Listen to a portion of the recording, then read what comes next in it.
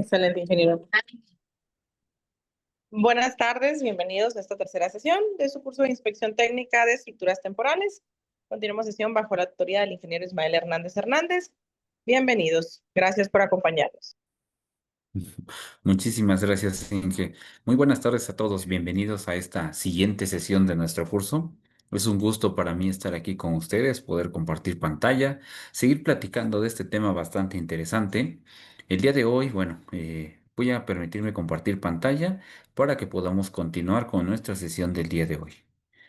Un momento, déjenme cerrar algunas pestañas que tengo aquí activas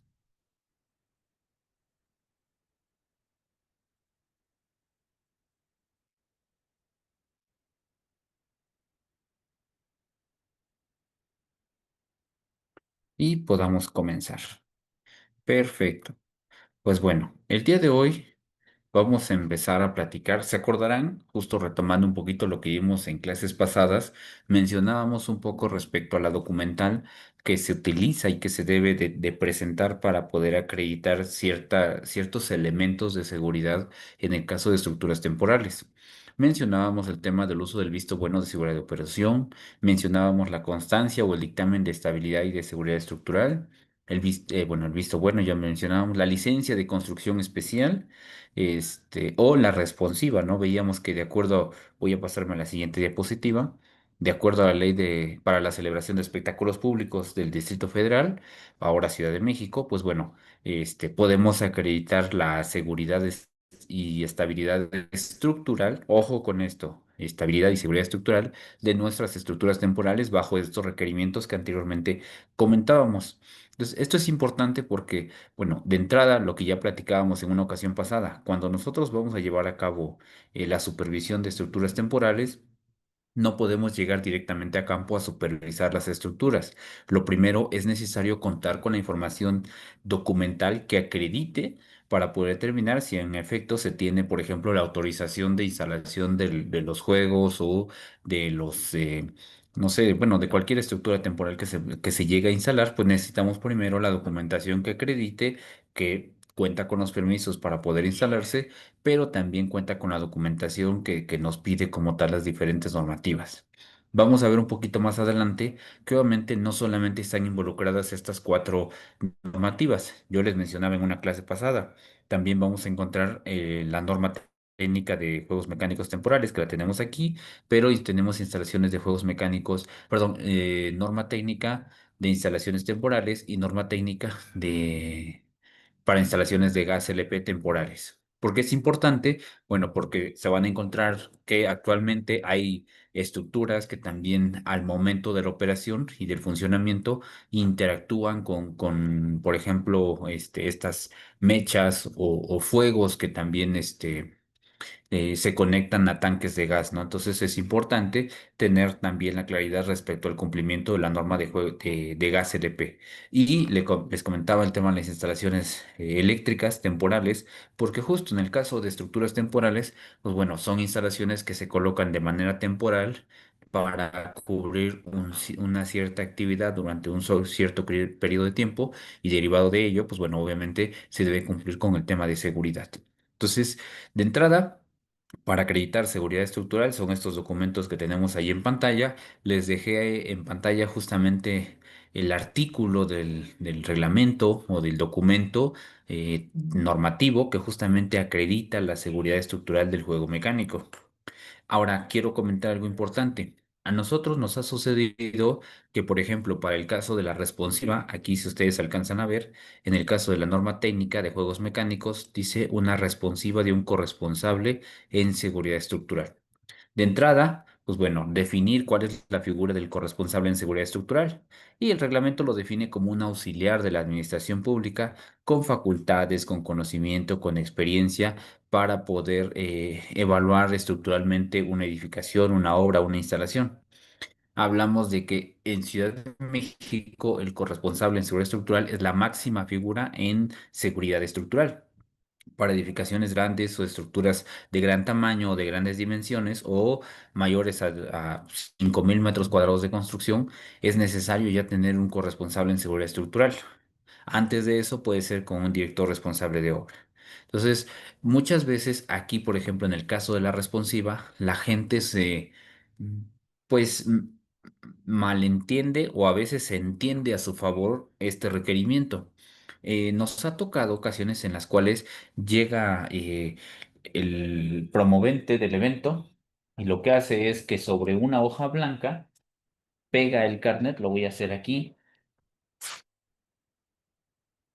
tengo mi hoja y entonces lo que hace es que lo que coloca es el carnet del director responsable de obra y cruza, a ver si se alcanza a ver. Voy a quitar mi fondo. Mm, ahí está. Un momento. Mm,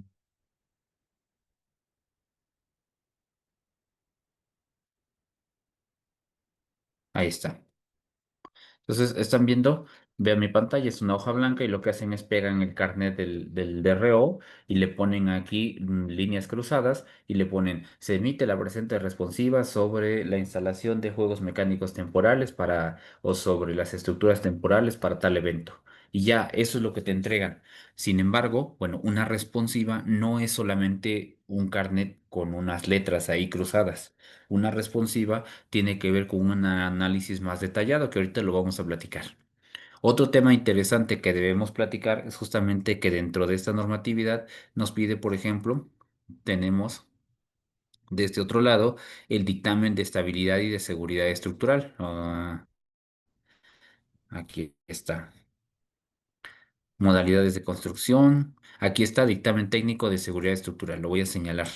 Ahora, ¿por qué lo comentamos así? Porque es el documento más fácil de poder obtener, ya que, por ejemplo, para una licencia de construcción o para la responsiva del corresponsable o para el visto bueno, vamos a requerir planos, memorias de cálculo, hidráulicas, eléctricas, sanitarias, mecánicas, electromecánicas, que, bueno, obviamente son más complicadas de poder obtener. Y en el caso de un dictamen, pues es un poco más fácil de poder emitir y poder conseguir. Por eso este documento es al que se le da prioridad. Pero no es, obviamente aquí es importante señalarlo, no quiere decir que uno u otro documento tenga menor nivel de certeza o menor nivel de seguridad. Es importante también comentar que por los dictámenes de estabilidad y de seguridad estructural se emiten a criterio del técnico, del DRO o del corresponsable, no se sigue la normativa. Ahorita vamos a ver cuál es el contenido que debe tener ese dictamen. Voy a pasar a la siguiente diapositiva. Y vamos a empezar por este documento, ¿no? Si ustedes se dan cuenta, del lado izquierdo, en el artículo 57 menciona las modalidades y menciona la licencia de construcción especial para estructuras temporales. Entonces vamos a analizar un poquito sobre este documento. Y nos dice que la licencia de construcción especial es un documento que expide la alcaldía, o en este caso algún municipio, a través de una plataforma digital. En el caso de ustedes puede ser no a través de una plataforma digital, puede ser incluso a través de ventanilla o a través de un mostrador en el cual se haga el registro de esta documentación, ¿no? Antes de construir, ampliar, modificar, reparar, demoler o desmantelar una obra o instalación. Entonces, si se dan cuenta, la licencia de construcción especial es aplicable para instalaciones, ¿sale? Y hay instalaciones temporales. Ahí es donde entraría justamente las estructuras que estamos analizando en este momento. También nos menciona que una licencia de construcción especial es un permiso que se otorga para realizar instalaciones específicas que requieren condiciones particulares, ¿sí?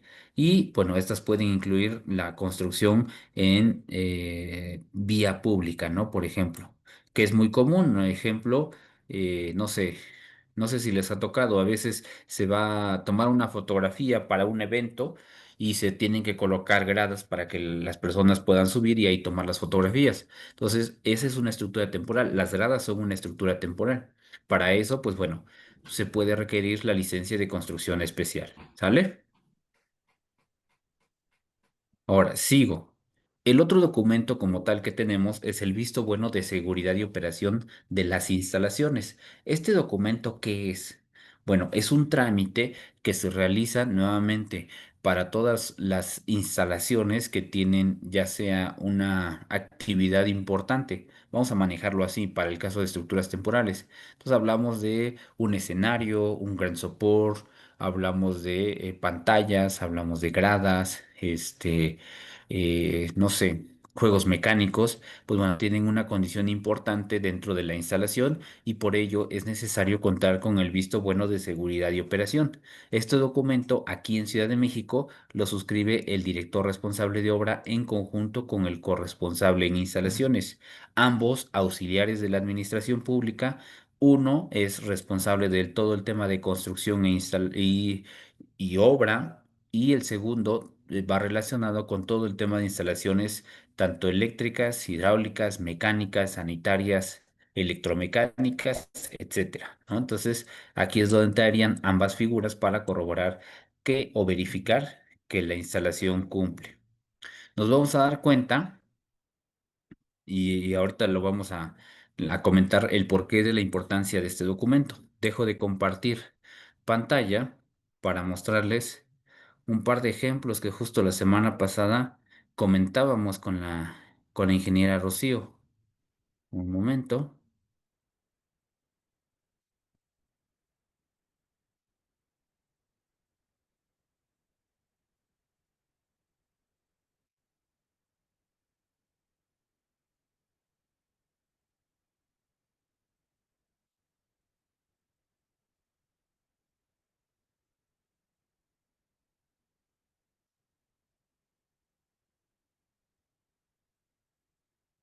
un momento.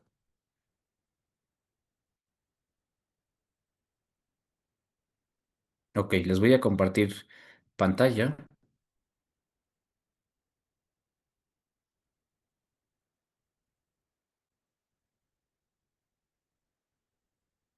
Un momento.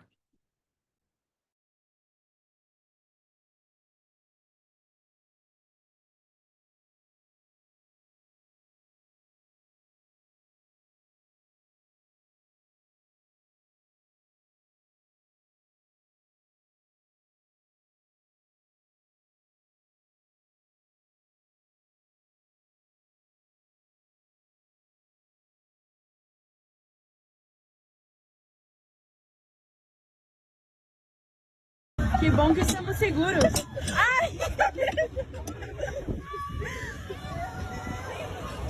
Então é isso, pesado.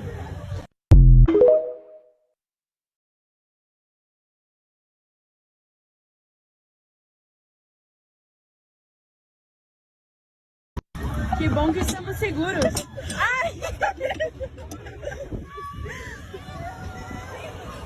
Então é isso, pesado.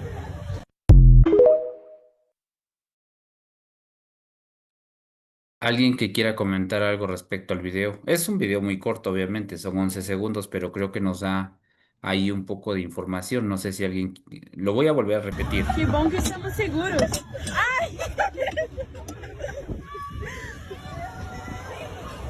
Então é isso, pesado. Alguien que quiera comentar algo.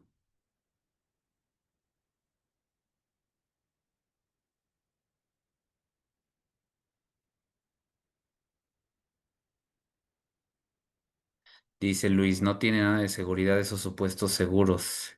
Ajá. Travis, típico juego de feria. Ok. Voy a mostrar otro y ahorita platicamos, ¿eh?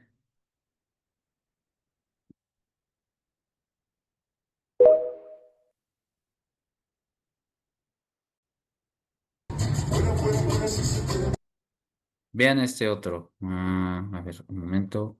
Ahí está.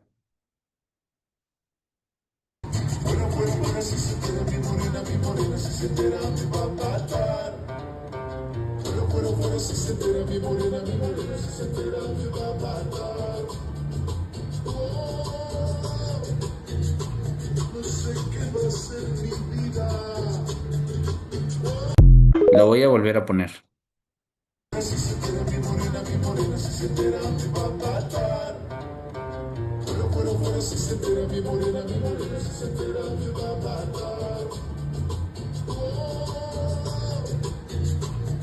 ¿Qué alcanzamos a ver en el video? En este y en el anterior.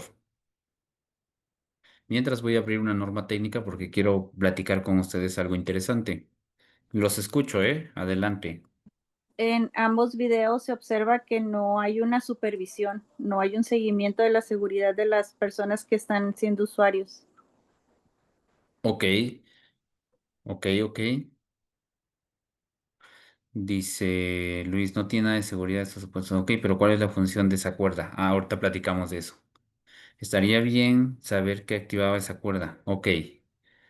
De entrada, primero, con respecto al primer video, vean qué nos dice el numeral 5.10 de la norma técnica de juegos mecánicos temporales. ¿Alguien que quiera leer ahí el enunciado que acabo de subrayar?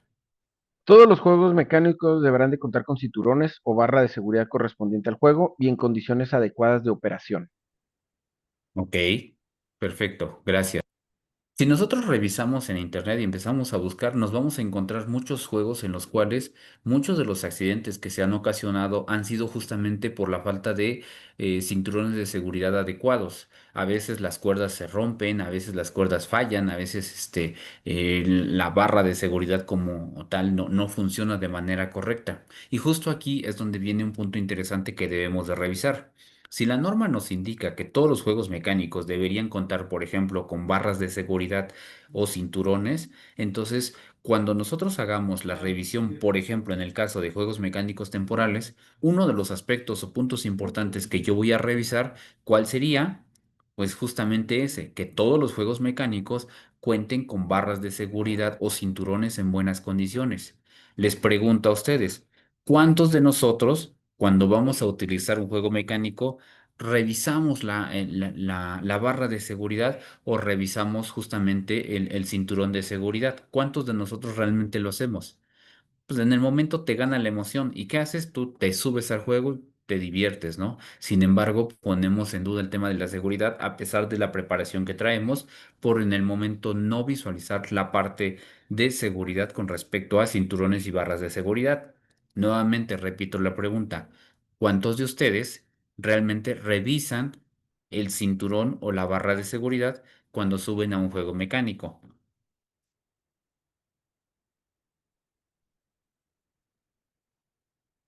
Dice Travis, yo, sobre todo si voy con mi hija. Ok, perfecto, Travis, tú sí. ¿Quién más? ¿Quién más sí revisa los juegos, los cinturones y barras de seguridad al momento de subir a un juego mecánico?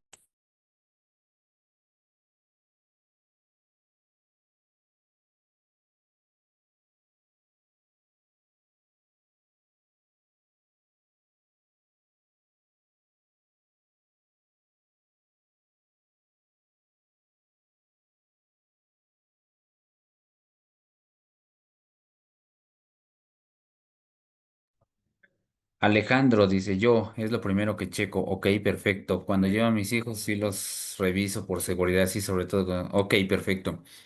Efectivamente, o sea, son pocas las personas que realmente revisamos un cinturón o una barra de seguridad de un juego mecánico. Son pocos los que realmente se dedican a ver ese tipo de situaciones. Normalmente al momento, ustedes porque probablemente tengan una preparación o están enfocados a temas de seguridad y de protección civil. Sin embargo, desafortunadamente la población no lo hace. El problema aquí es que la población no tiene la obligación de revisar estos temas de seguridad. Pregunta a los presentes, ¿a quién le correspondería revisar que ese cinturón o esa barra de seguridad esté en buenas condiciones? ¿A Protección Civil? ¿Al propietario responsable del juego? ¿A bomberos? ¿A quién le tocaría? ¿Al DRO? ¿A quién le tocaría revisar que esa barra de seguridad esté en buenas condiciones? Pregunta.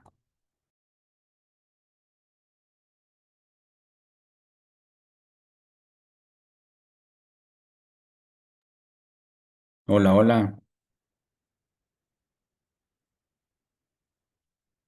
Travis dice, Ro.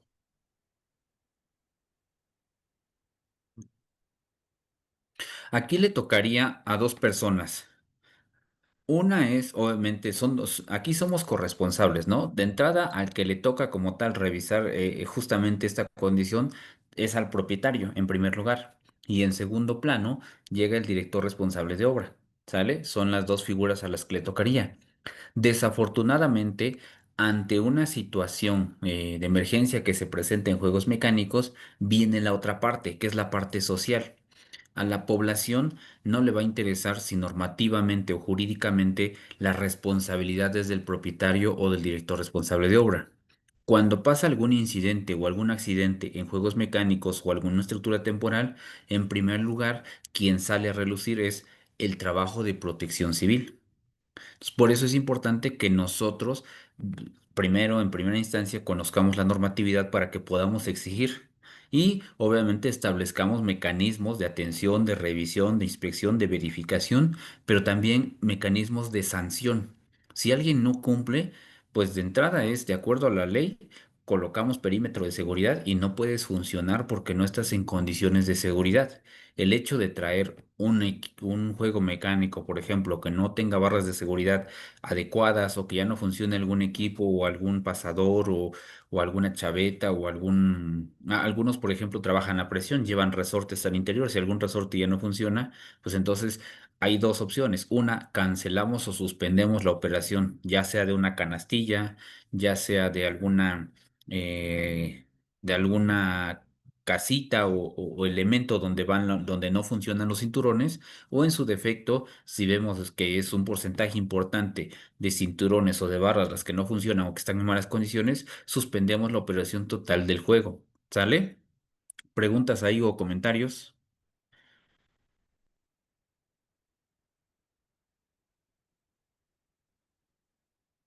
Los escucho. Ahora, con respecto al segundo juego. El segundo juego tiene una cuerda, ¿no? Alguien preguntaba, oye, pues sería importante justamente saber y conocer qué activa esa cuerda. Bueno, por el mecanismo y por el video es justamente un elemento que nos ayuda a activar o a desactivar este, la energía mecánica en el juego. Es decir, por ejemplo, tiene un tablero o un circuito electrónico seguramente es algún tipo de interruptor que se coloca de manera improvisada para suministrar o cortar energía al juego mecánico. ¿Qué nos dice la norma técnica al respecto? Ahí, por favor, si alguien me puede ayudar a leer el apartado, el numeral 5.5, ¿qué dice?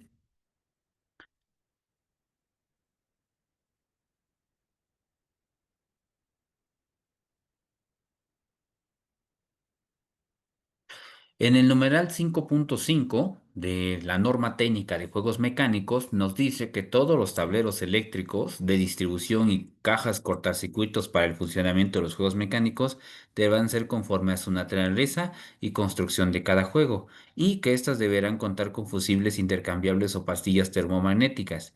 ¿Por qué se los comento?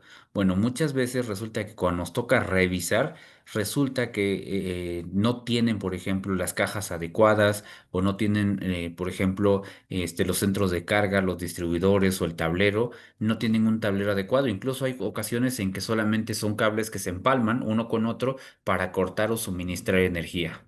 Entonces, otra cosa importante es que cuando nosotros revisemos justamente la operación y funcionamiento de juegos mecánicos y la seguridad de los mismos, pero no solo de juegos mecánicos, sino también hablamos de cualquier tipo de estructura temporal, debemos verificar justamente que los tableros, que los interruptores estén en buenas condiciones. ¿Sale? ¿Dudas o preguntas ahí o comentarios?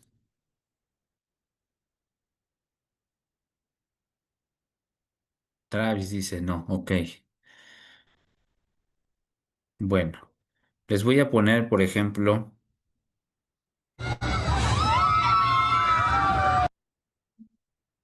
este otro video.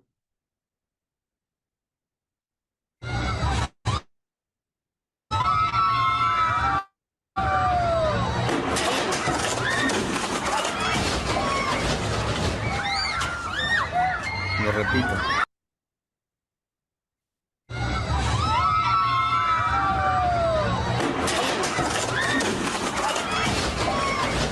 ¿Qué es lo que falla ahí en la estructura que ustedes acaban de ver? Lo que les puse en el video. Alguien que me diga qué puede identificar del mismo.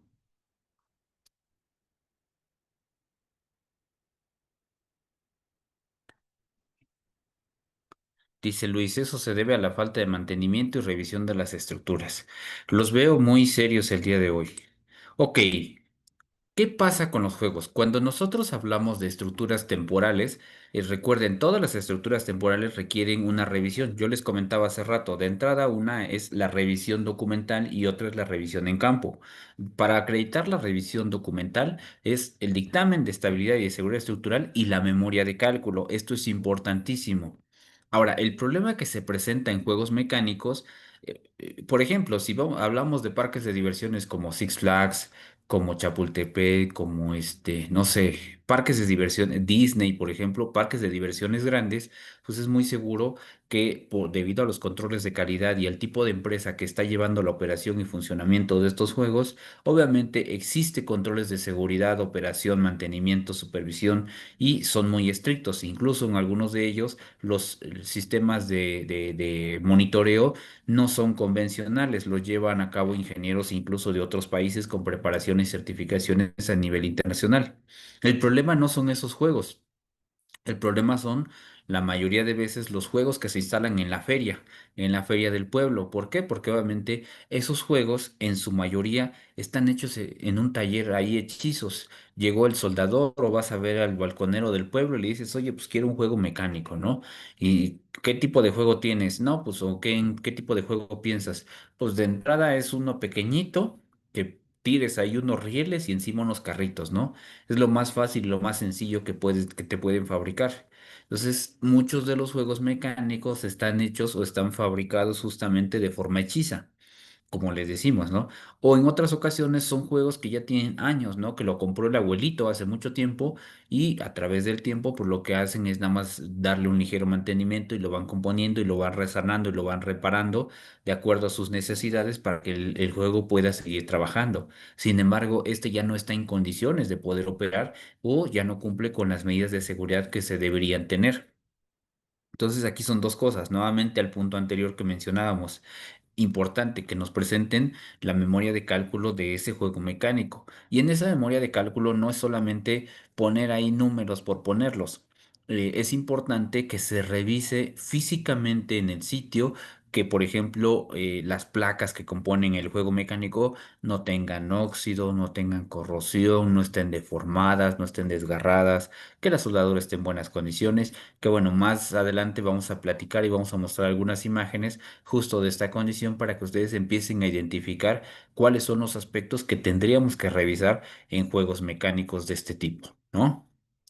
Ok, me voy a regresar a la presentación justamente por eso, porque muchos de esos aspectos, para poder emitir o suscribir este famoso visto bueno de seguridad y operación, como nos indica el reglamento, pues necesitamos como tal primero garantizar el tema de las instalaciones, que las instalaciones se encuentren en condiciones de seguridad, uso y operación. Aquí será importante que el corresponsable en instalaciones y el director responsable de obra lleven a cabo una inspección y una verificación de las condiciones de del juego o de la instalación mecánica para garantizar su operación. ¿Sale? Ok, es el segundo documento. Es importante comentar que este documento, este famoso visto bueno, se debe renovar y aquí esto es importante para el caso de ferias con aparatos mecánicos, otros semejantes, deberá solicitarse el cambio o la renovación cada vez que estos cambien de ubicación, cada vez que estos cambien de sitio. Ahora les pregunto, ¿qué pasa, por ejemplo, con un circo? Pues un circo efectivamente igual está en la misma condición. Se suscribe el visto bueno de seguridad de operación, pero debe llevar un monitoreo, porque un circo puede durar hasta 40 días en un mismo sitio, pero las condiciones del clima pueden cambiar o pueden modificarse. Entonces, en ese tenor, en ese sentido, será importante solamente que se verifique periódicamente que la estructura está en buenas condiciones.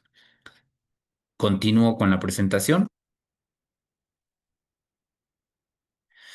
Para renovar el visto bueno, para tramitar el visto bueno, se requieren todos estos documentos que vemos aquí en pantalla. En una clase pasada, yo les mostraba justamente lo relacionado al artículo 185 y 186. ¿Qué nos dice el 185 y el 186? Nos hablan de las famosas pruebas de carga. ¿Sale? Entonces, en ese tenor, yo les decía, cuando no existe cuando no tenemos evidencia documental, una memoria de cálculo para poder juzgar el buen comportamiento de las estructuras, podemos basarnos en evidencia empírica que nos determine que éste va a cumplir, o podemos apoyarnos de pruebas de carga que también nos van a determinar el comportamiento del mismo.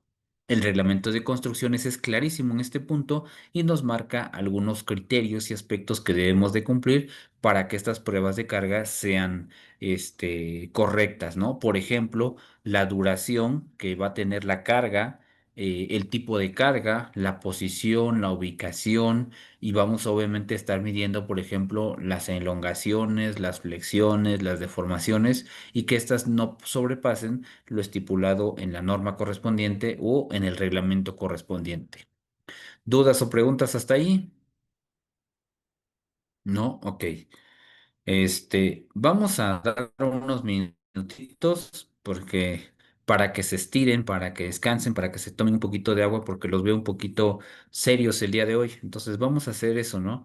Les doy son 8 con 8, vamos a dar 10 minutitos, estírense, tomen agua, una copita de vino, lo que ustedes quieran, para que nos despertemos un poquito, ¿no? Entonces son 8 con 9, regresamos 8:19, por favor, si son tan amables.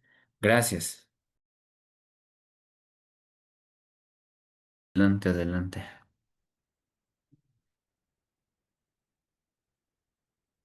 Ok, perfecto. Pues vamos a continuar entonces. Gracias, gracias. Envío algunos mensajes. A ver, vamos a ver. Ok, listo, perfecto. Vamos a continuar entonces. Me regreso nuevamente a la presentación.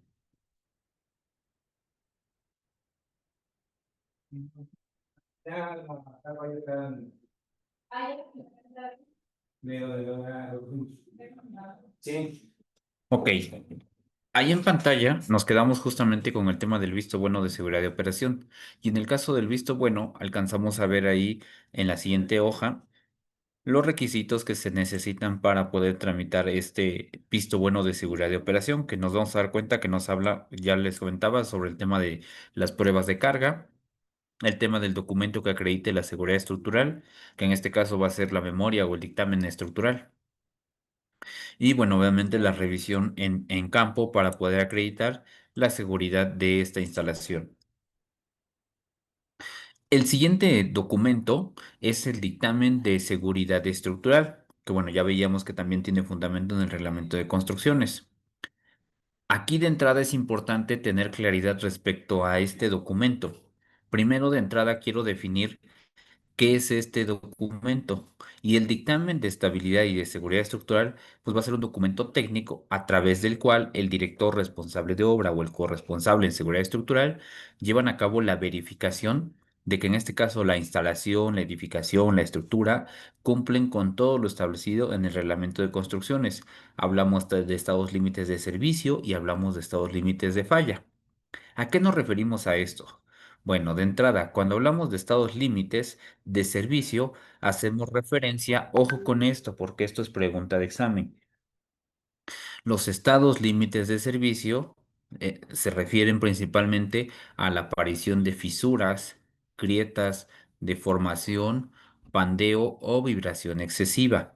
Nuevamente, cuando hablamos de estados límites de servicio, hacemos referencia a la aparición de fisuras, grietas, fracturas, deformación, pandeo o vibración excesiva. Cuando hablamos de estados límites de falla, justo como su nombre lo dice, hace referencia a la ocurrencia de alguna falla en un elemento estructural o en un elemento no estructural.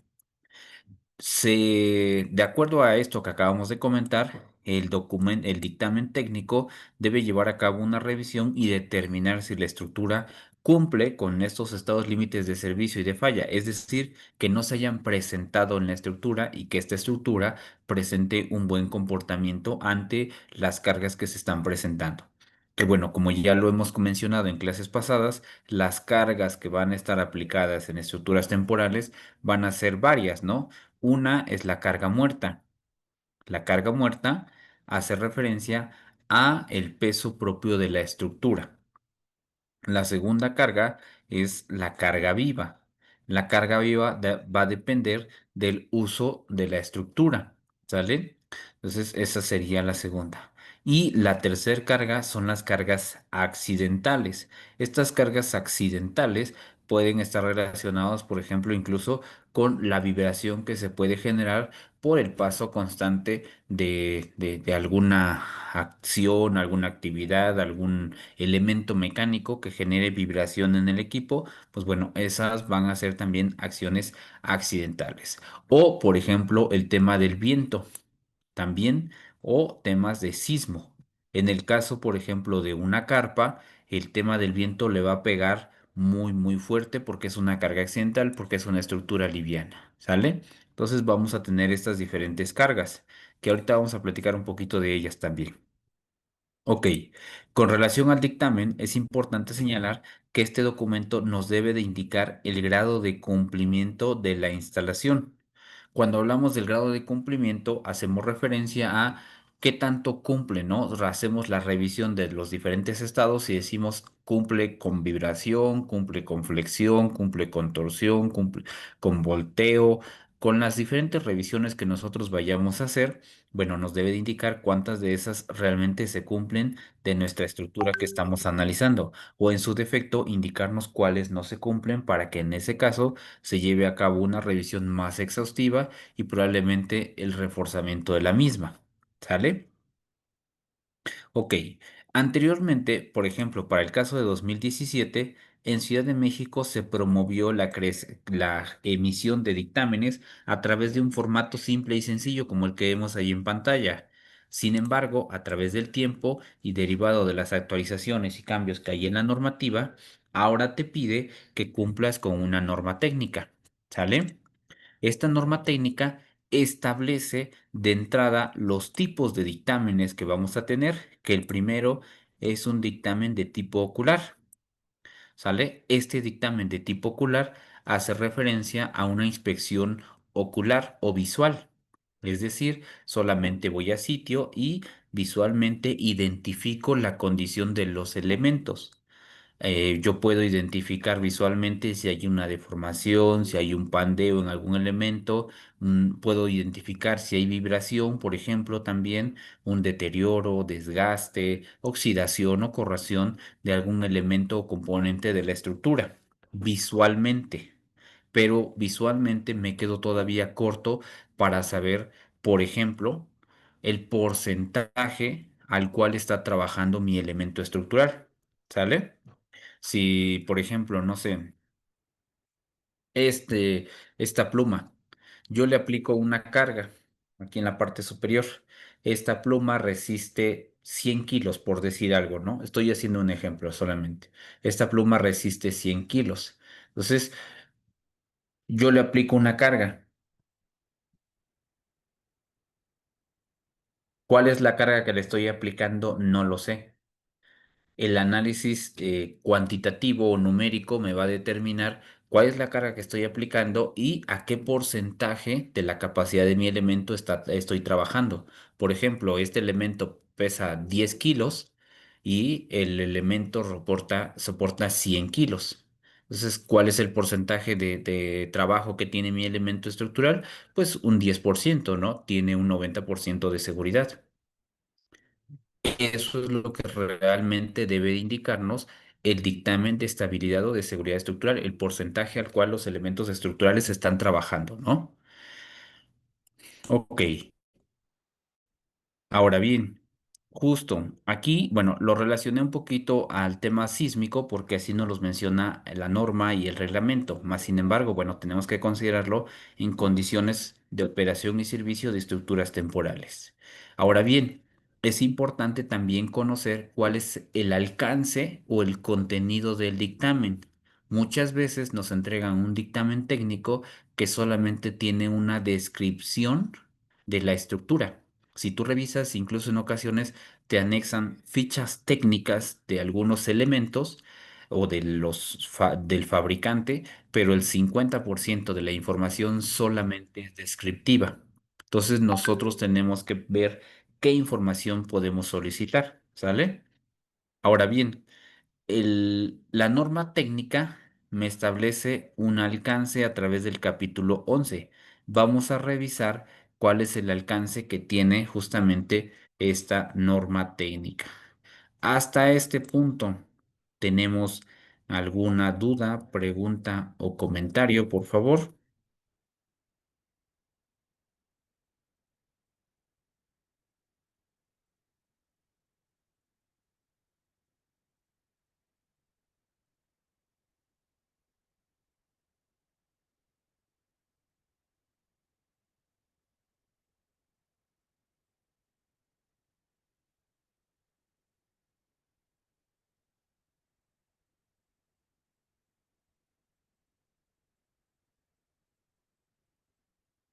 Los escucho.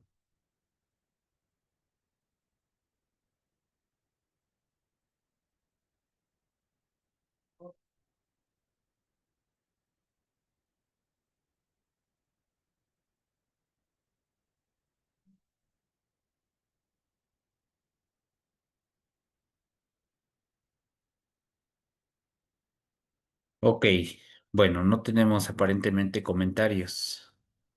Un momento. Listo, aquí lo tengo. Voy a compartir mi pantalla para que lo puedan visualizar.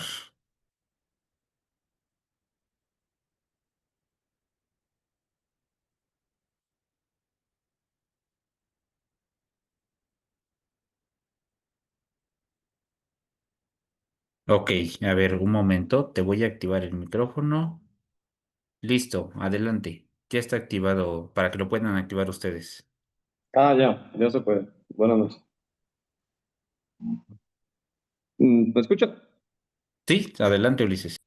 Ah, ¿qué tal? Sí, sí, de hecho, sí me parece, pues curioso el tema de los tipos de dictámenes, porque regularmente, como pues cada estado tiene diferente reglamentación, ahí abunda ese tema de los distintos dictámenes que en ocasiones no se llegan a tomar en cuenta, como no sé, se nos hizo bien interesante. Tuvimos un curso que pues es totalmente diferente, pero son lo de las unidades verificadoras del tema de gas, que esos, por ejemplo, no en todas partes te lo piden, pero sí es algo que nos pareció pues bastante impresionante cómo hay tan pocas unidades verificadoras, cuando menos en la parte noroeste de acá de México, que una unidad verificadora estaba trabajando en 3 estados distintos.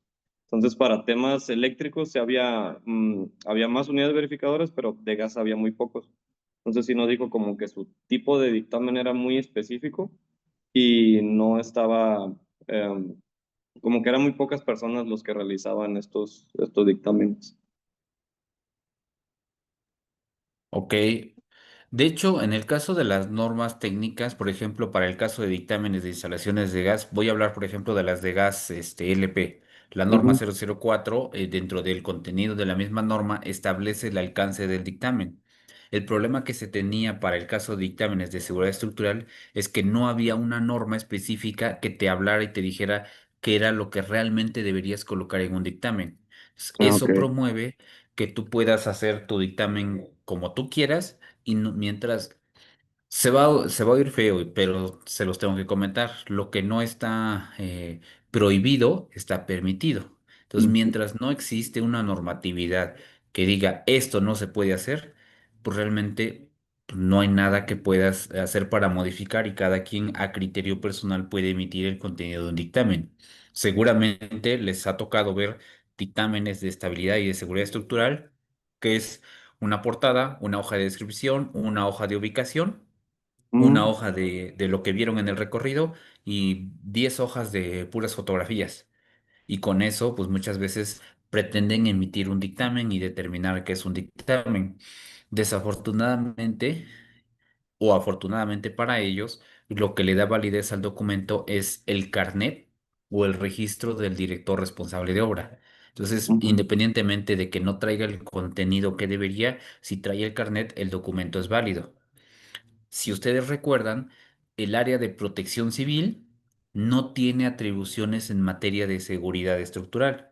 Entonces, aunque haya especialistas en el área o aunque tengamos personal que conozca la parte de seguridad estructural, incluso yo he conocido ingenieros estructurales que trabajan en el área de protección civil, pero desde el área de protección civil no pueden juzgar la documentación o el contenido de la documentación que se entrega, porque el área como tal no tiene esas atribuciones. Entonces, creo que de entrada una de las cosas que se tienen que trabajar es justamente profesionalizar el perfil del evaluador en materia de protección civil, esa sería una, y la otra es darle mayores atribuciones y peso a la parte de protección civil para que en el caso de que identifiquen cuestiones como las que acabo de comentar, pues bueno, desde ahí se mencione esta parte del no cumplimiento, pero faltaba una más, y esa es un instrumento normativo que determinara cuál es lo mínimo que debería tener un dictamen para que entonces, ahora sí,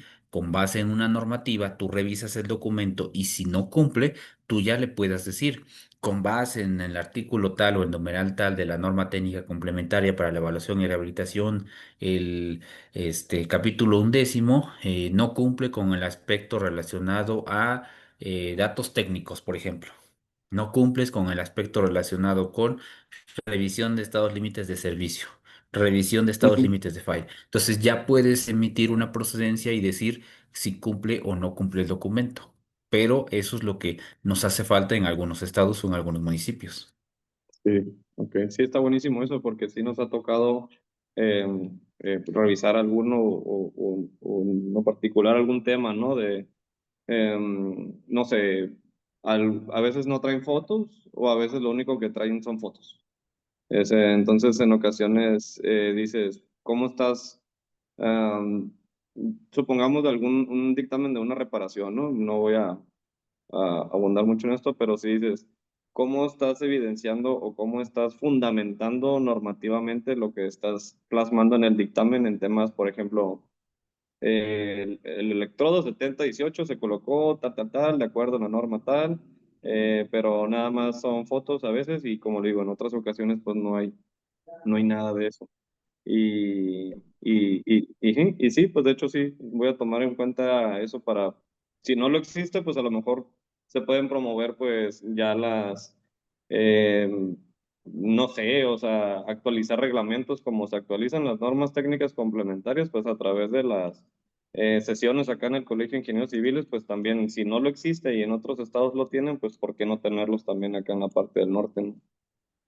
Sí, exacto. Ahorita lo vamos a visualizar y justamente eso que comentas, Ulises, va relacionado justo al siguiente comentario. Cuando se hace una revisión, voy a hablar de una estructura, de una vivienda o un edificio. Es más, el edificio donde yo me encuentro, en la parte de atrás, aquí justo en la esquina, del otro lado, yo tengo una columna de acero, una estructura metálica. Ok, yo, si tuviera, por ejemplo, una columna de concreto, ¿cómo sé visualmente cuántas varillas tiene esa columna? ¿Cómo sé visualmente cuál es la resistencia del concreto? No puedo.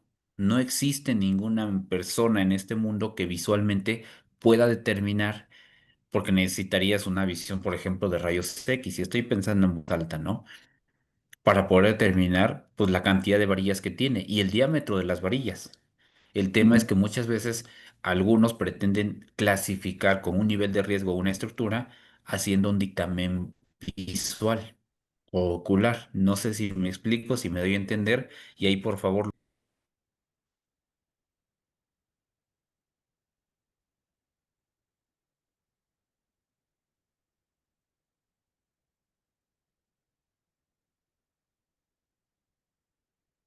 Perdón, dejé de compartir mi pantalla por lo siguiente. Justo de este comentario que acabo de hacer, les voy a mostrar algo. Para poder determinar, por ejemplo, cuántas varillas tiene una columna, yo necesito equipo especial. Equipo, por ejemplo, como este que ustedes tienen ahí en pantalla. Este es Ah, un bonito. detector de materiales. Sí, un pequeño detector de materiales con un alcance de 20 centímetros. Ahí lo estoy prendiendo. Con este instrumento yo puedo escanear una columna, una trave, una losa y poder determinar la cantidad de varillas, en ingeniería le decimos cuantía, la cantidad de varillas que tiene un elemento estructural. Y falta algo más. Tengo la cantidad de varillas, pero me falta la resistencia del elemento estructural. Voy a apagar esto.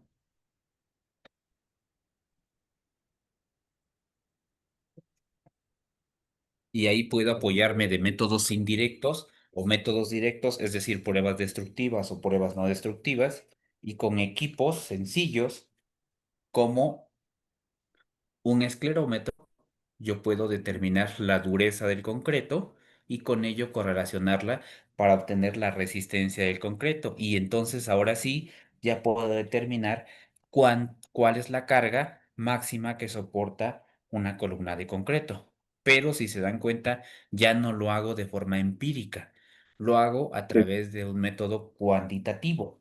¿Por qué? Porque visualmente yo no podría determinar cuánto peso soporta una columna solamente viendo la columna. Y en ocasiones, muchas personas se atreven a emitir un dictamen ocular y decir la estructura cumple con estados límites de servicio y estados límites de falla.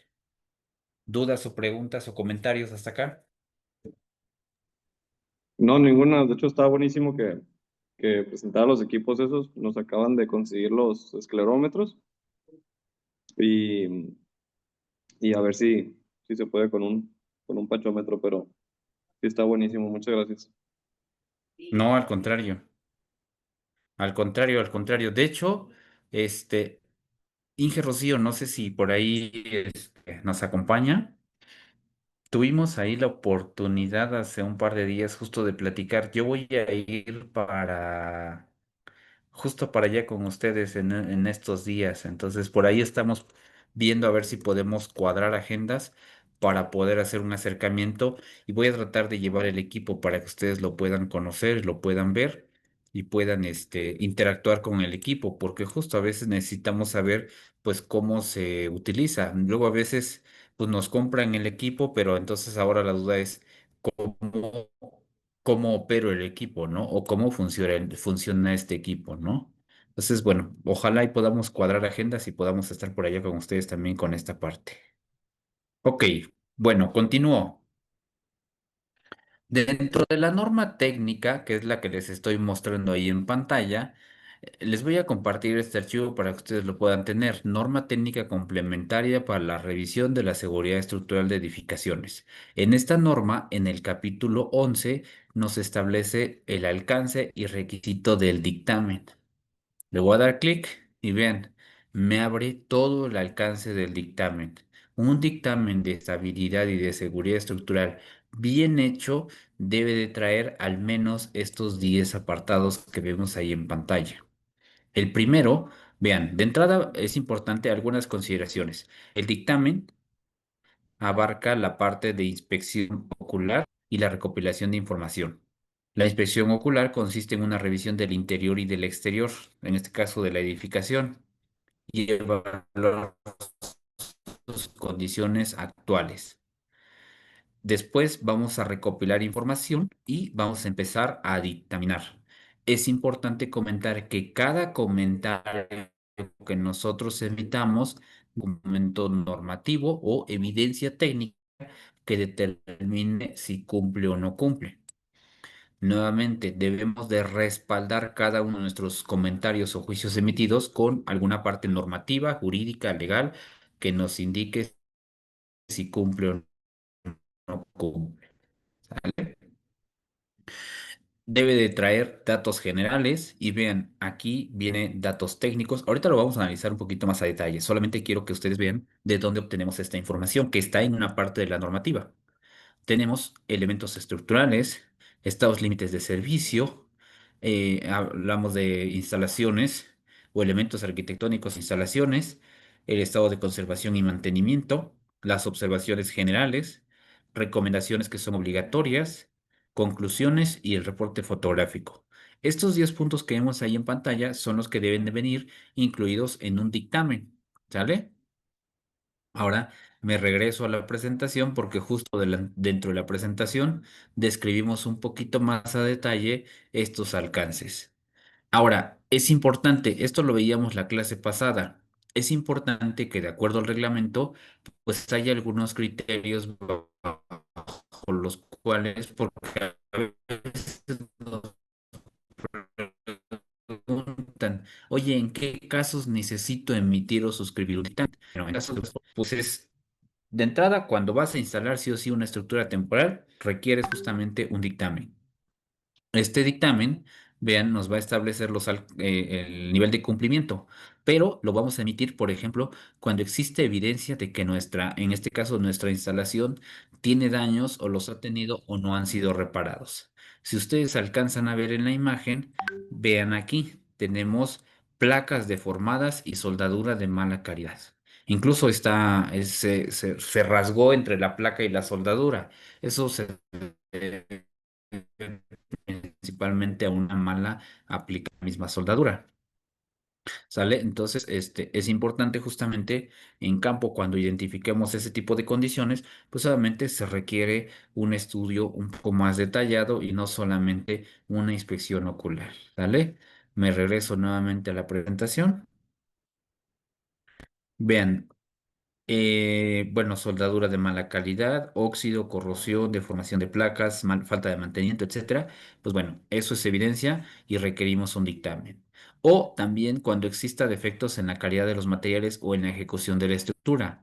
Pregunta a los presentes, ¿qué alcanzamos a ver en esta imagen, en esto que estoy señalando acá? ¿Cómo se llama de entrada ese elemento?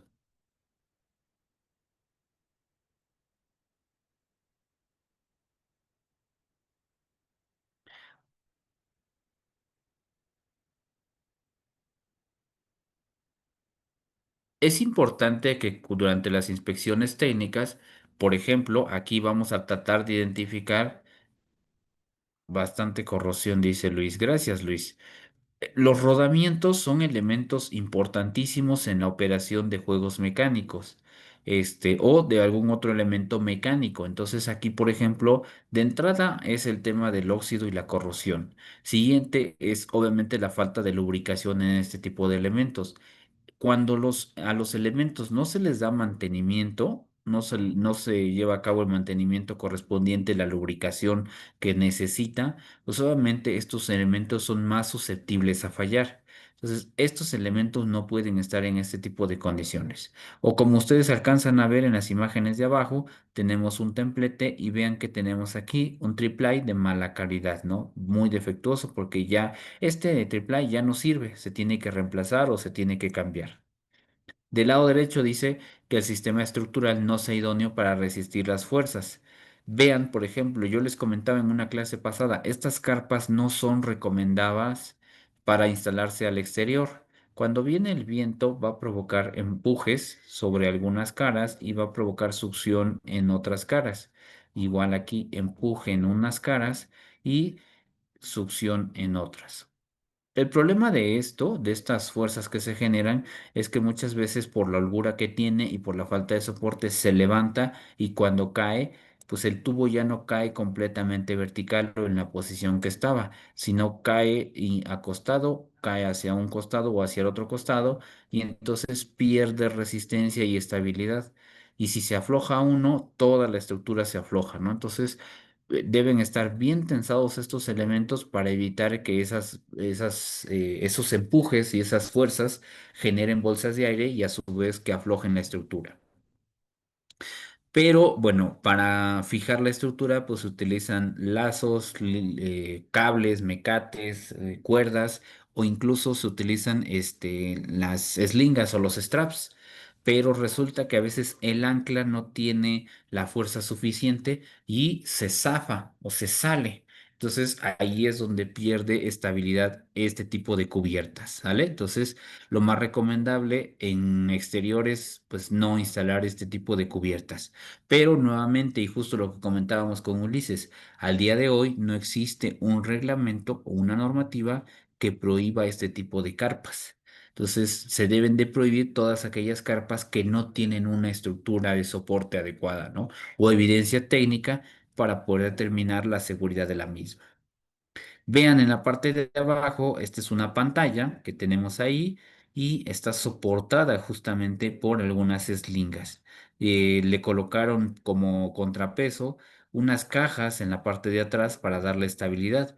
De entrada, pues obviamente esto me habla sobre un mal proceso de montaje y una mala planeación, porque debemos de contar con sistemas de fijación, como lo son contrapesos, pueden ser bidones, costales de arena, placas de acero, placas de cemento, etcétera, que le den estabilidad a la estructura. El colocar cajas de manera improvisada, pues me dice que la estructura no fue revisada de manera adecuada.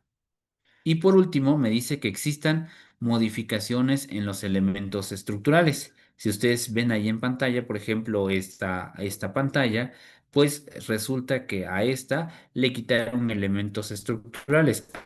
Ahorita no se ve, se los platico y más adelante vamos a ver un par de fotografías justamente de estas pantallas. Entonces, es necesario que cuando existan este tipo de condiciones revisemos cuantitativamente, es decir, a través de una memoria de cálculo, la estabilidad y seguridad de estas estructuras temporales. ¿Dudas o preguntas hasta acá? ¿Comentarios? Pregunta, dice Travis, ¿son recomendables aún contrapesos tipo contenedores de agua? Sí, sí son recomendables, solo que hay una forma de fijación y de anclaje. Voy a adelantarme un poquito, lo vamos a ver más adelante, pero digo nada más así como para dar una idea general. Muchas veces lo que llega a pasar con los bidones o los contenedores de agua es que es un contenedor que mide 1 metro por 1 metro y está forrado por una estructura metálica. Seguramente les ha tocado ver ese tipo de bidones que tienen una estructura metálica que forra y abraza a este bidón. El problema que surge es que muchas veces esos tensores que se colocan y se amarran de esta pequeña estructura y tensan. Entonces, esta fuerza de tensión va alrededor de los 200, 250, 300 kilos y este perfil es muy delgado, que cuando siente el primer jalón se deforma. Entonces, lo recomendable no es colocarlos de esta forma, sino que el tensor sea capaz de abrazar, voy a decirlo de esa forma, expresarlo de esa forma, abrace todo el recipiente y entonces ahora sí, tensas. Si te das cuenta, ahora ya no soporta o ya no va a tener una resistencia de 50 kilos porque ese perfil soporte los 50 kilos, sino ahora la fuerza de tensión va a ser igual a 1000 kilos, bueno, considerando obviamente el ángulo de inclinación que se pueda formar, pero va a ser mucho mayor la resistencia en comparación a solo soportarla sobre el perfil metálico. ¿Sale? Y bueno, vamos a comentar un poquito más adelante sobre esto. ¿Por qué? Porque luego, por ejemplo, para un gran support, o un escenario muy grande, meten este tipo de bidones. Voy a borrar esto. Como contrapesos, ¿no? Meten un bidón, pero lo que hacen es amarran, abrazan, y en este punto meten, por ejemplo, un tensor, dos tensores, tres tensores. ¿Sale? Para el mismo soporte. El problema de esto es que si yo tengo un punto y le aplico tres tensores, lo que voy a provocar es un sistema de fuerzas y el bidón va a empezar a trabajar de mejor manera yéndose hacia la resultante que se genere de la combinación de estas fuerzas. Por ejemplo, en este sistema probablemente la resultante de estas va a ser en este punto. ¿Eso qué me indica? Que entonces mi bidón lo que va a hacer es jalarse hacia este punto y va a empezar a trabajar todo hacia este lado. Y de este lado puede quedar muy flojo o puede quedar muy justo, igual de este lado. Y entonces lo que yo voy a hacer es yo voy a generar una condición de riesgo porque uno de los dos tensores va a estar más flojo que el otro, ¿sí? Entonces, por eso es importante que entonces los tensores tengan un solo apoyo o se diseñen de tal forma que sean capaces de transmitir las fuerzas de este sistema de fuerzas o tener por cada contrapeso un solo tensor. ¿Sale? ¿Dudas o preguntas acá?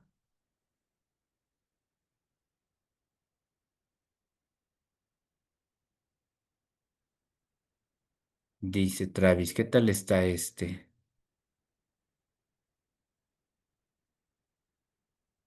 Ah, a ver, déjenme ver si tengo aquí fotos, justo ahorita de lo que menciona Travis.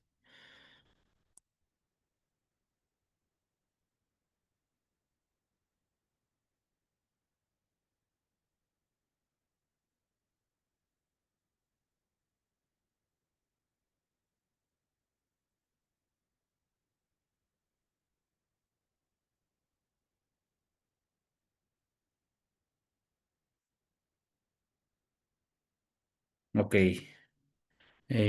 a ver, les estoy compartiendo pantalla. Por favor, indíquenme si que están viendo las fotografías.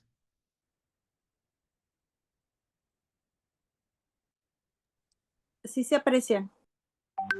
Va, gracias, gracias. Pregunta, ¿a dónde está sujeto el tensor? La eslinga o el strap, ¿a dónde está sujeto?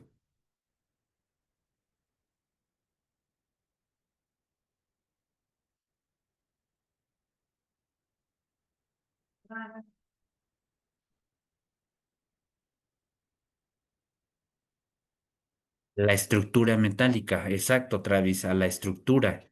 Entonces, nuevamente lo que yo les comentaba, o sea, esta eslinga, por ejemplo, por el grosor que tiene, probablemente soporte unas 3 toneladas, unos 3.515 kilos. Esta eslinga nada más, o sea, 3 toneladas de tensión soporta.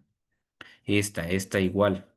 El problema no es ese, el problema es que este elemento donde se está anclando, pues es un perfil muy delgado que probablemente pueda resistir unos 300 kilos. Entonces, cuando esta fuerza trabaje, lo que va a hacer es deformar el perfil metálico y no va a permitir que el tensor trabaje de manera adecuada y va a fallar primero la estructura metálica que rodea al recipiente.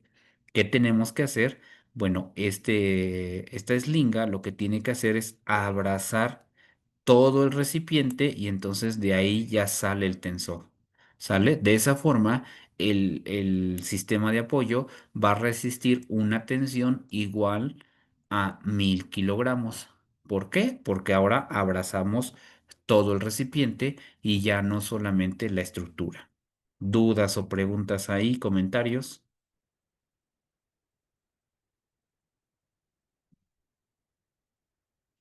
Así es, podríamos interpretarlo de esa forma también, que la fuerza no está distribuida de manera eficiente. Entonces, vean,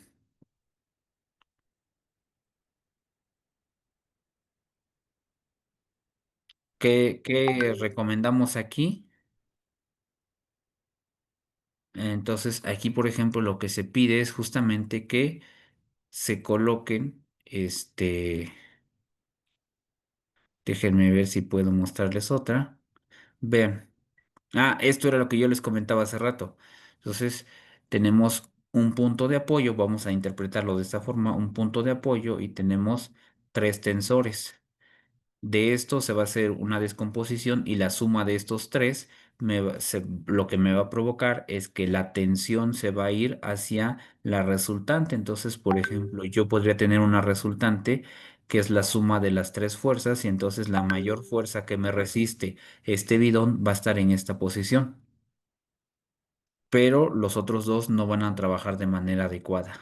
Entonces, lo recomendable es que tengamos un apoyo por cada uno de los tensores que tengamos, ¿sale? Y aquí tenemos una combinación de dos materiales, una eslinga y un cable de acero.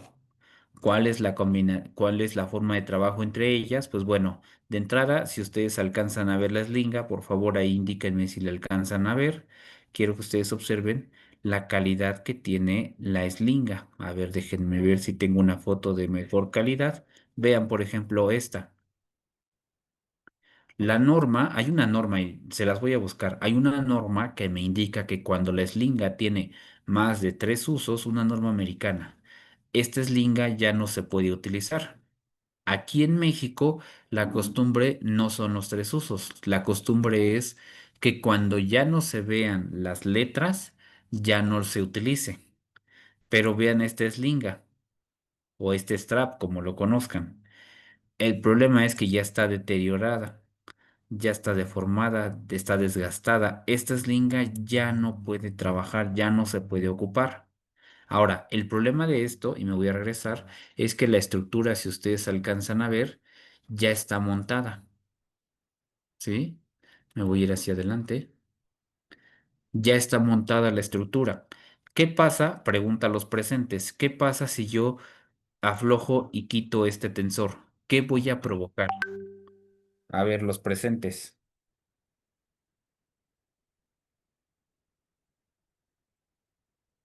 Hola, hola.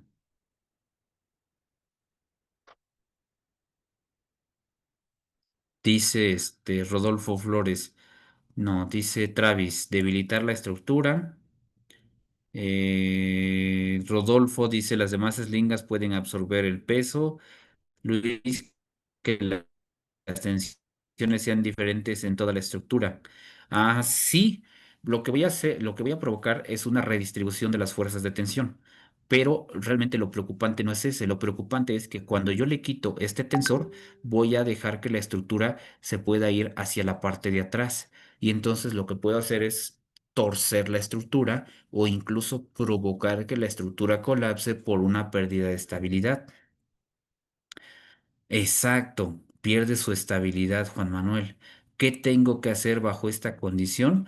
No puedo, si la estructura ya está montada, ya está estabilizada, no puedo pedirles en ese momento que me cambien o que me sustituyan una slinga.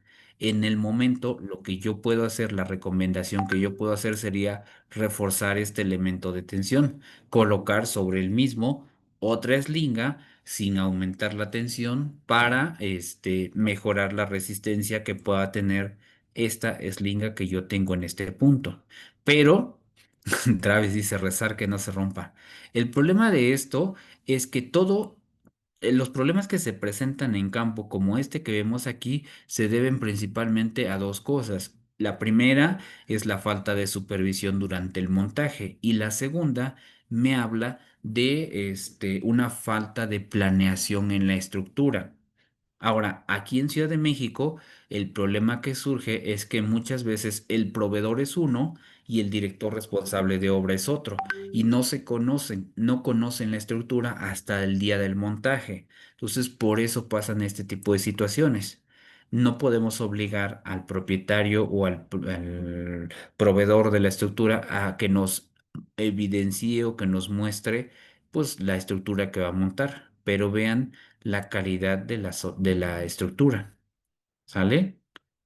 ¿Dudas, preguntas o comentarios? ¿No? Ok. Ahora, en este otro punto, si ustedes alcanzan a ver aquí, se cruzan dos cables. Y si ustedes ven en este punto, justo hay una deformación. Lo voy a exagerar. Está la estructura de donde se desprende el tensor, esto de acá, y lo que hacen es jalan el tensor y luego se cruza con el otro cable y hace este quiebre.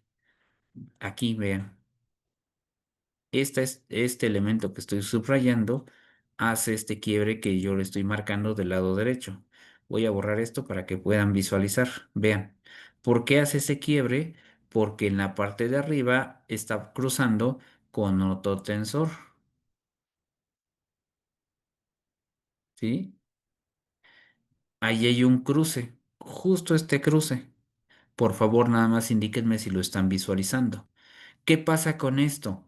Bueno, en una estructura de este tipo, cuando es susceptible a efectos de viento, la estructura se va a desplazar ligeramente, poco a poquito. Eso me va a provocar un roce en estos cables, que me provoca un exceso justamente de este roce entre los cables de acero.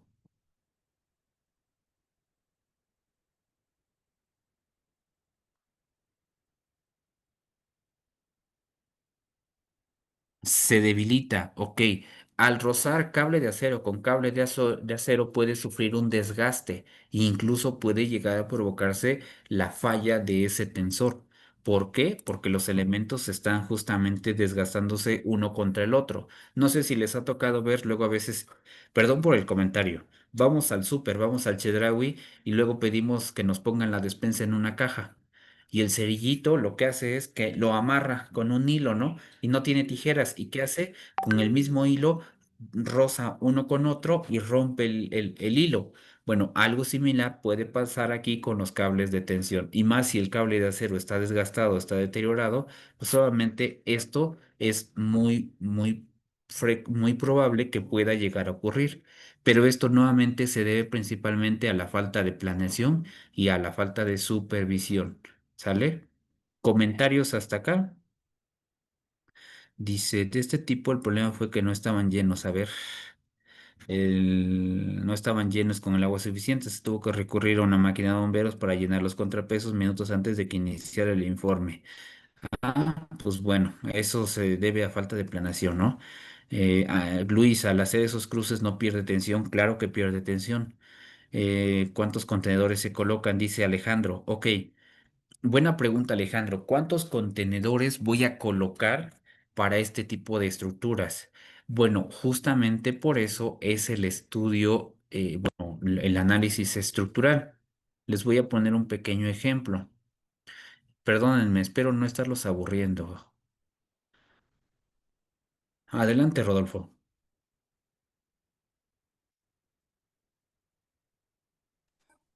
Hola, Adelante. ¿me escucha? ¿Me escucha? Sí, sí, sí, sí. Ah, ok. Bueno, es un comentario cuando trabajaba en la industria, a los promotores de seguridad nos encargaban hacer ASTs por cada trabajo que se generaba. Entonces, AST, el análisis de seguridad del trabajo, era colocar pues todas las medidas de seguridad y paso por paso lo que se iba a realizar. No convendría, en forma de pregunta, no convendría empezar a solicitar este tipo de ASTs, de hojas, por cada trabajo que se haga en ese tipo de estructuras. Valdría la pena implementar sistemas de control de calidad. Sí, es correcto, eso valdría la pena. El tema es nuevamente lo que comentábamos hace rato. Lo que no está prohibido está permitido. Mientras no existe una normatividad clara de algo que se tiene que hacer en este proceso de revisión o supervisión o verificación de estructuras temporales, pues realmente nadie lo va a exigir. ¿Por qué? Porque pues no está en ninguna norma. Es criterio personal. Entonces, pues te van a tachar de payaso, de exigente, y los demás municipios no lo piden. Si los demás municipios no lo piden, pues tú pidiéndolo estás mal. Así se los comento, de verdad. Entonces, les digo porque ya me pasó a mí. Este. Nuevamente tendría que estar trabajado plasmado en alguna norma para que se pueda exigir. De lo contrario, el requerimiento no es procedente porque no está normado. Yes. De hecho, Gracias. ¿le puedo hacer un comentario? Adelante, claro que sí. Eso de lo que hay, como comentó el dicho, no está permitido. ¿Me lo puede repetir? Sí, lo que no está prohibido está permitido. Si no Oh, está sí. prohibido eh, que no tengas, por ejemplo, una memoria de cálculo, pues mientras algo no te diga que es necesario contar con una memoria de cálculo, nadie te lo va a cumplir porque no es necesario, no hay ninguna norma que te lo pida. Entonces, mucha un ingeniero, gente, sí. Mande, adelante. perdón, un ingeniero una vez me comentó respecto a ese dicho, pues lo que no está prohibido está permitido. Él me comentó que lo que no está prohibido no ha sido valorado. En referencia a eso, pues probablemente sí sería implementarlo, ¿no? En el reglamento, se puede. Sí, les voy a dar un consejo aquí, perdón, es un comentario personal. En alguna ocasión aquí en Ciudad de México se trató de normar justamente el tema de seguridad estructural en escuelas hace un par de años. Y de un día para otro crearon un nuevo trámite, porque no era otra cosa más que un trámite, o no es otra cosa. La famosa constancia de verificación de seguridad estructural. ¿Qué pasa con este documento? Solamente el corresponsable en seguridad estructural lo puede emitir aquí en Ciudad de México. y básicamente era la verificación de una escuela a través de un análisis estructural, un análisis numérico. Bueno, pues solamente por la creación específica de ese trámite, antes un dictamen de una escuela numérico que te podría salir, no sé, en 50,000 pesos, por decirte algo, resulta que ahora esa constancia de verificación, al día de hoy, la constancia que antes un dictamen te salía en 50,000, esa constancia tú la puedes contratar hasta por 250,000 o 300,000. Imagínense una escuela que tiene 10 alumnos o 20 niños que están yendo a la escuela, que alguien les pida 250,000 para hacer un trámite, pues la verdad es que es impagable e imaginable. ¿Por qué? Porque no hay recurso suficiente para pagarlo.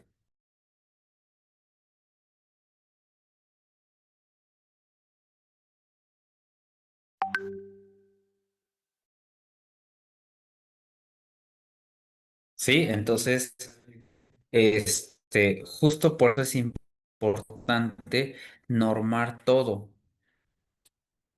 Es importante que esté en algún instrumento normativo, si no de lo contrario, pues simplemente lo que estás pidiendo está fuera de norma o a veces lo utilizan como un tema de negocio y no tanto como un tema de seguridad.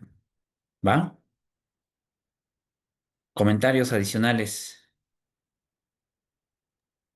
¿No? Ok, Ninguno. sigo. Va, gracias, gracias. Ahora, comentaba, me parece que alguien preguntaba, sí, sí, sí, ¿quién es? Alejandro, en este tipo de estructuras, ¿cuántos contenedores se colocan? Bueno, les puse ahí en pantalla un ejemplo de una carpa. En este tipo de carpas, nuevamente lo que yo les comentaba hace rato, el tema del viento, lo que me va a provocar, aquí le voy a poner viento, lo que me va a provocar son fuerzas de empuje sobre la carpa, ¿sí? En una de las caras. Aquí le voy a poner igual empujes para que los tengamos con el mismo color. Y vamos a tener con otro color fuerzas de succión. ¿Sale? Por un lado empuja y por el otro lado jala el viento. Igual aquí, por un lado empuja y por el otro lado jala el viento. ¿Sale? Ok, esto en esta cara. Entonces, de entrada, lo que yo tengo que calcular es primero que los elementos de soporte, que ya son los que tenemos aquí, los voy a dibujar con una línea un poco más gruesa. Este elemento, este otro, este marquito que se forma de estos elementos, debe ser capaz de resistir estos esfuerzos. Pero para darle estabilidad a esta estructura, yo necesito justamente los tensores. Estos tensores que yo tengo aquí en la parte de acá son los que le van a dar estabilidad y van a evitar que la estructura se mueva, se deforme, se pandee o salga volando. Entonces, lo que yo necesito calcular es, en función de estas cargas que tengo en la parte superior provocadas por viento, cuál es la fuerza de tensión que yo necesito que tenga o que soporte este elemento para que la estructura no pierda estabilidad. De un análisis estructural, de un modelado en un software, yo obtengo esta fuerza de tensión. Voy a poner un ejemplo, ¿no? 1,700, es más, vamos a poner 1,700 kilogramos de tensión, ¿sale? Es 1,7 toneladas. Igual de este lado, necesito 1,7 toneladas de tensión. Aquí le voy a poner 1,7 toneladas. Ahora bien, para este tipo de estructuras se requiere un factor de seguridad al menos igual o mayor a 1,5. Lo recomendable es tener, por eso, al multiplicarlo por 2 para tener justamente el factor de seguridad de 2, la fuerza de tensión final que voy a tener en este punto van a ser, ¿cuánto? 3,4 toneladas. ¿Qué me indica eso? Que entonces el, contrapeso que yo necesito en este punto, ¿de cuánto es? De 3,4 toneladas. ¿Sí? ¿Estamos de acuerdo con eso? ¿Pregunta o comentarios?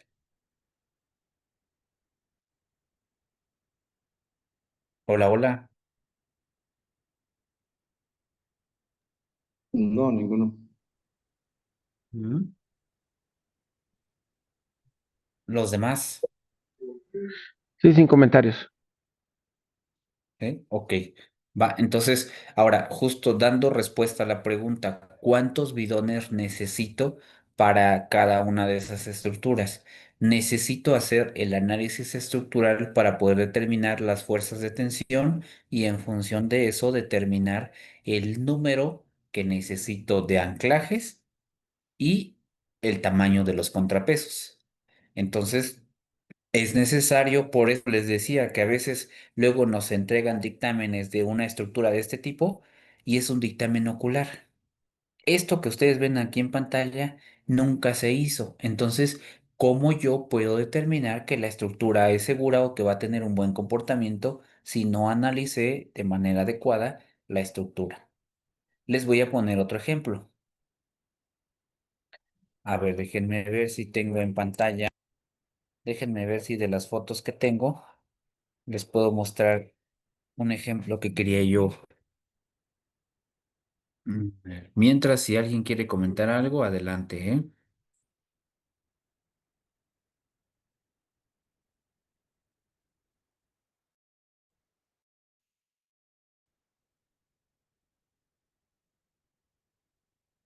Mm,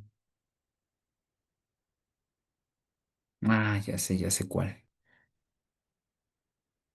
A ver, un momento, estoy buscando. Y bueno, y aquí en este punto nada más quiero mostrarles esta imagen. Creo que esta puede ser interesante.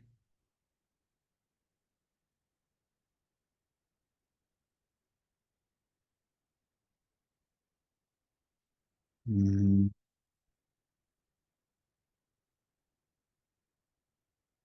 ok, a ver, comparto mi pantalla para que la vean.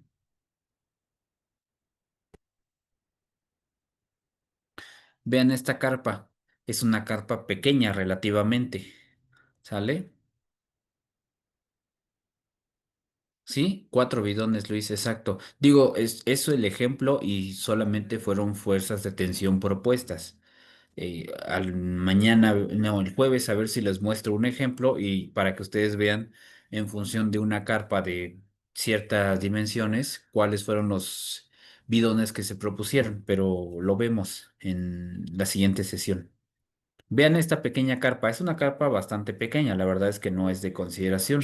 Estamos hablando de que de claro tiene 12 metros, de longitud sí tenía como unos 50 metros de largo, pero tiene 12 metros de claro y está ubicado en una vialidad rodeada de árboles. Entonces, aquí, por ejemplo, ven, estos son sus tensores.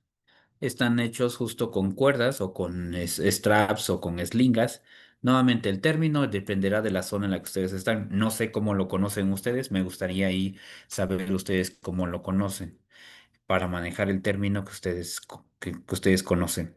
Ahora vean, esto tiene un ancla, es un ancla de metal, ¿sí? Seguramente las han visto. ¿Eh? No le veo nada extraordinario. Eh, pero vean algo interesante, esta está colocada en el jardín. ¿Qué problema tenemos en el jardín? Alguien que quiera comentar qué problemáticas se nos pueden presentar en un jardín. Agua. Agua. ¿Qué va a provocar el agua justamente en estas anclas? El reblandecimiento del terreno. Así es. Y obviamente la falla del tensor. Vean esta otra. El problema que tienen estas es que, por ejemplo, si se llega a aflojar por el tema del viento, si hay una elongación y se llega a aflojar, ¿qué va a pasar con este ganchito que yo tengo acá?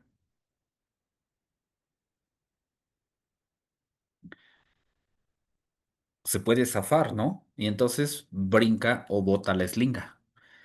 ¿Sale? Otro. otra fotografía que les voy a poner. Vean aquí. ¿Qué estamos viendo aquí en pantalla?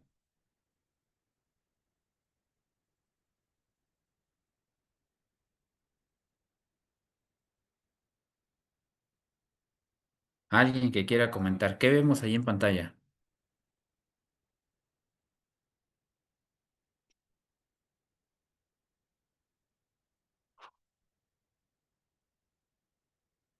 Un terreno que es débil, sí, que tiene poca resistencia. Adelante, adelante.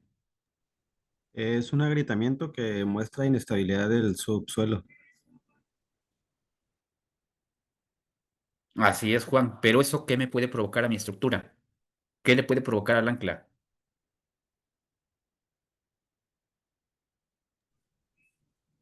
Que pierda su capacidad de tensión y que salga proyectada. Sí, que se salga pues del suelo, que se desentierre, como dicen a veces, ¿no? Digo, voy a manejar el término así para que todos lo puedan entender, pero lo que va a provocar es simplemente que el ancla se salga. Y entonces esta ya no va a servir, ¿sí? A lo mejor nuevamente son cosas un poquito sencillas, pero que nos van a ayudar a garantizar la estabilidad de la estructura. Vean este tensor o esta eslinga, vean cómo está. Nuevamente, se nos dice que no deben de tener más allá de 3 o 4 usos. Y les digo, la costumbre es que hasta que se pierdan las líneas que trae o ya no se vea la especificación, ahí es cuando ya se tira. Pregunta, ¿esta slinga está buena todavía para utilizarse? No, ya no. Y luego dicen, todavía aguanta, May, pónsela, no pasa nada. ¿Sí? Vean, de verdad a veces. Y vean esta otra, ¿en qué condición está? Está justamente lo que decía la compañera, está en el agua. Ahora, si ustedes alcanzan a ver, pues vean cómo está, tiene bastante eslinga, la eslinga está de buena calidad. Imaginemos que el suelo está bien, que no tiene esta humedad aquí en la parte de abajo. ¿Ustedes calificarían por bueno este anclaje?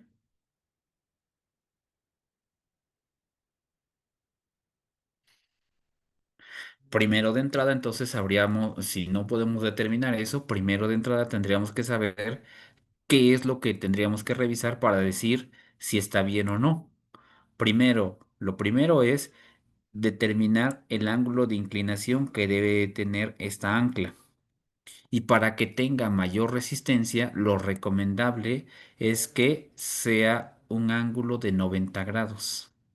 ¿Sí? Es decir, que el ancla vaya de forma perpendicular a la fuerza de tensión que tenemos. Si nos damos cuenta, aquí en la realidad no tenemos esa condición. Por lo tanto, pues no es válido el poder tener este tipo de tensores. Esa es la primera. La segunda, ¿alguien alcanza a ver esto que estoy señalando en la parte superior? Que me diga qué es.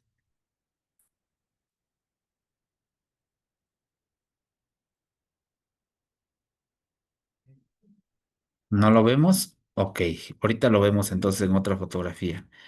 La siguiente observación que ustedes alcanzan a ver es que si ustedes ven este pequeño soporte que tenemos aquí, bueno, no sé cómo llamarle, en un clavo, por ejemplo, sería la cabecita del clavo, normalmente es más ancho. Y entonces en el caso de que este tensor genere fuerza, puede levantarse esta y correrse hacia allá.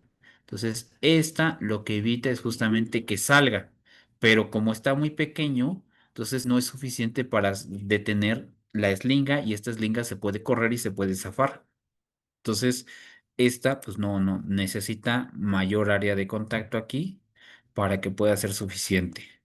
¿Sale? Y la tercera que les comentaba es esto. Vean, es otra. Bueno, digamos que es la misma, pero en otro lugar. ¿Qué tiene? No sé si alcanzan a ver esto. ¿Qué es?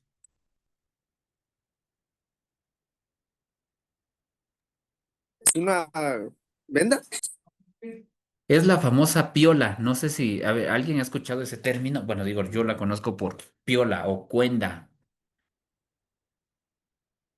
cordón o piola. Así es, la que se utiliza, por ejemplo, para la plomada, esa delgadita.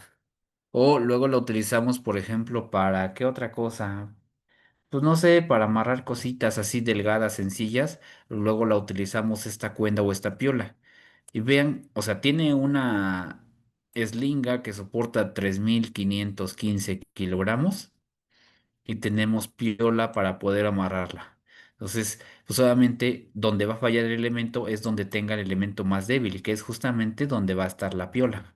Y otro comentario que yo les hacía anteriormente es que si ustedes observan este ganchito, pues bueno, si se afloja un poco, lo que va a provocar es simplemente que esto se salga y ya no va a trabajar esta cuerda, ¿no? Entonces, ¿qué problema tenemos aquí? Pues bueno, de entrada es justamente esta condición.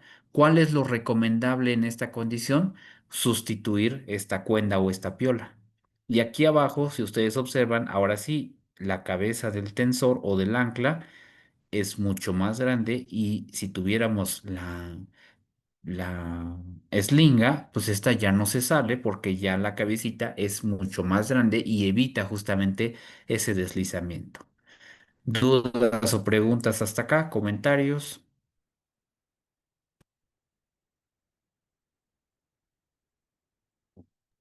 Dice No, Luis. Gracias, Luis. En algunas ocasiones pueden utilizarse esos elementos, Luis. ¿Por qué? Porque, bueno, tienen mayor resistencia y son buenos. Luego a veces si le meten tubo, el tubo se dobla con los golpes a la hora de intentarlo enterrar en el suelo. Entonces, la verdad es que esas flechas de carro, que realmente son flechas de carro, tienen resistencia y por eso las utilizan.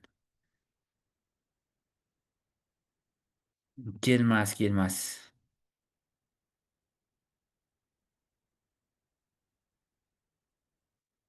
Adelante, con toda confianza, ¿eh? ¿No? Inge Rocío, no sé si ande ahí con nosotros, que nos pueda acompañar para el cierre.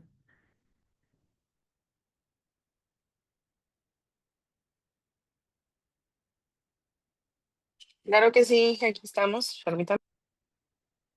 Claro que sí. Perfecto. Pues entonces, si no hay dudas, si no hay más preguntas o comentarios, siendo las 9:27, yo le cedo el micrófono a la ingeniera Rocío para continuar con el cierre de esta sesión. Adelante, Inge Rocío. Excelente, ingeniero. Muchísimas gracias por la sesión, por el contenido compartido. Gracias a todos los presentes. Siendo entonces el día 7 de octubre del 2025 a las 9:27 de la tarde, damos por concluida esta sesión, la tercera sesión de su curso de inspección técnica de estructuras temporales. Muchísimas gracias a todos por su participación, sus comentarios tanto en el chat como con el maestro Ismael. Les voy a estar compartiendo el contenido el día de mañana de esta sesión, tanto la grabación como su presentación, y nos vemos el día jueves para la cuarta sesión. Muchísimas gracias a todos por acompañarnos. Ingeniero, gracias siempre por su contenido y su profesionalismo en compartirnos su experiencia. Que tengan todos una excelente y bonita noche. Que gracias descansen. igualmente. A ustedes, bonita noche. Gracias.